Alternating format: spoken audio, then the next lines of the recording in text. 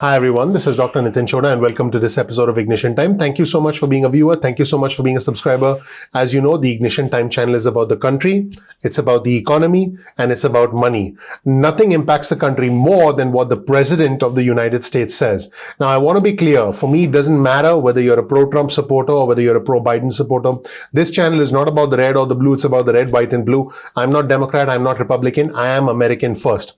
Let's actually analyze what the President is up to. On your screen, you'll see some of the recent tweets from the President of the United States. So you have a clear sense of where the President stands right now. As we know, a big priority for the President has been challenging the validity of the election. The President also is focused on trying to make sure that the Senate remains in Republican hands with the Senate runoff races coming up on the 5th of January. I'm pretty sure the voters, specifically in Georgia, are already pretty exhausted with what happened in November. But again, let's just see everything that the President of the United States has been tweeting, what the President has been up to as we get into a holiday season, which is going to be a very, very, very tough holiday season for millions of our fellow Americans. I did do another video earlier today talking about 12 million of our fellow Americans not only being at a risk for being evicted because they are renters, but also having $5,400 in debt, while the President, of course, is focused on other matters pertaining to the election integrity and other matters that are important to the President.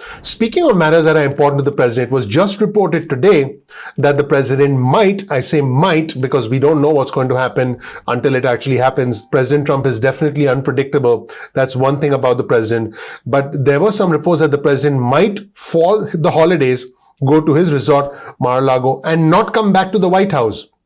Now, this sounds very unusual, but this is the year of the unusual. That's one thing. The President also said that the United States was like a third world country because of what happened in the election. Let's see comments from some journalists as well as the President of the United States in this segment. Let's roll the tape. Whether or not he's going to go down to Palm Beach for the Christmas holidays and not come back to Washington. That seems unlikely if you speak with several people, but it is something that people have tossed around, this idea that the President, who has, of course, refused to acknowledge Joe Biden's win, delayed that transition for several weeks, could go down to his Mar-a-Lago club and not return to D.C. Though, of course, right now we're so far off from that no one really wants to say definitively what the President is going to do because, of course, he's been making decisions really on the fly. Remember Thanksgiving, he canceled that trip only a few days before because he wanted to stay back in Washington because he's got all these things that he wants to get done before he does have to leave office in January, even if he is refusing to acknowledge that publicly, as he did again today when reporters went to the Oval Office. They saw the President, and he compared the United States to a third world country as he continued, Brooke, to fume about these election results. It was a rigged election. You look at the different states, the election was totally rigged. It's a disgrace to our country. It's like a third world country. These ballots pouring in from everywhere using machinery that nobody knows ownership, nobody knows anything about. They have glitches, as they call them, glitches. The glitches weren't glitches. They got caught sending out thousands of votes, all against me, by the way. This was like from a third world nation, and I think the case has been made, and now we find out what we can do about it. But you'll see a lot of big things happening over the next couple of days.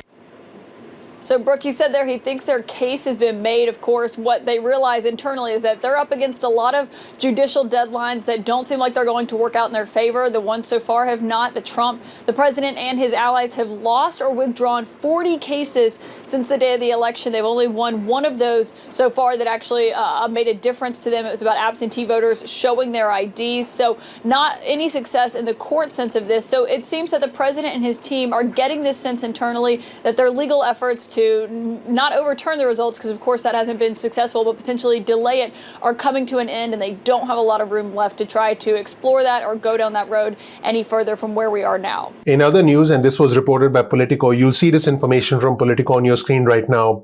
It is now certain that Congress will pass a 1-week stopgap funding bill, which will avert a government shutdown at the end of this week on Saturday and give negotiators from both sides, Republicans as well as Democrats, time to figure out an omnibus bill, which means a more comprehensive government funding bill that lasts a whole year instead of just a week or so, and a stimulus relief package. What this basically means is all the drama that we are going through right now.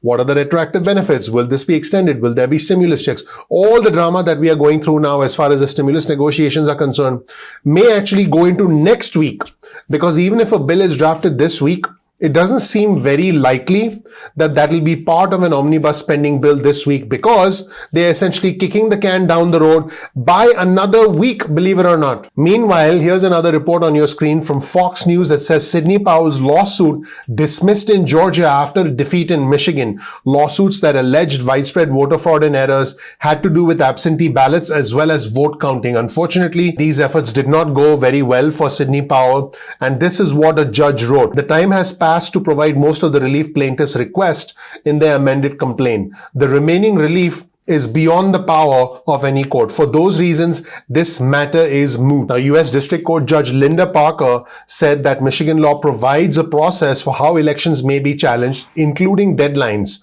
So this is what the judge said. Plaintiffs did not avail themselves of the remedies established by the Michigan legislature. The deadlines for them to do so has passed. Any avenue for this court to provide meaningful relief has been foreclosed. This is also what the judge wrote. Plaintiffs could have lodged their constitutional challenge much sooner than they did, and certainly not 3 weeks after Election Day and 1 week after certification of almost 3 million votes.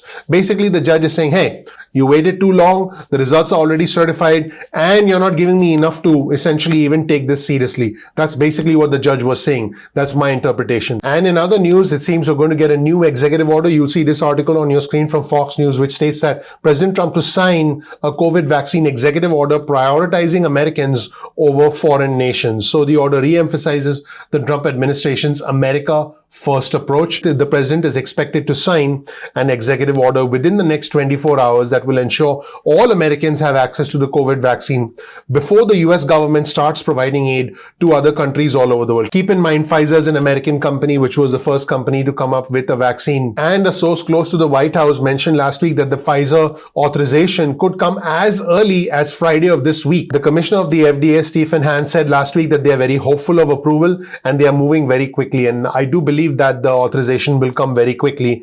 The priority is to make sure we distribute these vaccines to Americans before we start shipping them around the world to get international access. That's what an official told Fox News, predicting that the international assistance would come late spring, early summer, and after they achieve vaccinating those who have a desire to be vaccinated. In other words, the vaccine is coming to a local CVS, Walgreens near you. So that was it, everybody. Some pretty interesting comments about what the president is likely to do for the holidays, potentially going out into the future, the president's challenges to the election, the legal setbacks that the president and his team or people who are on his team are running into, and what we can expect as far as the vaccine is concerned. Executive orders are on the way. Let me know what you think in the comment section below. You'll find a link to all of our resources in the description section below. Thank you so much for watching, everybody. My name is Dr. Nitin Chhoda with Ignition Time. If you don't know anything about me, please check out my video.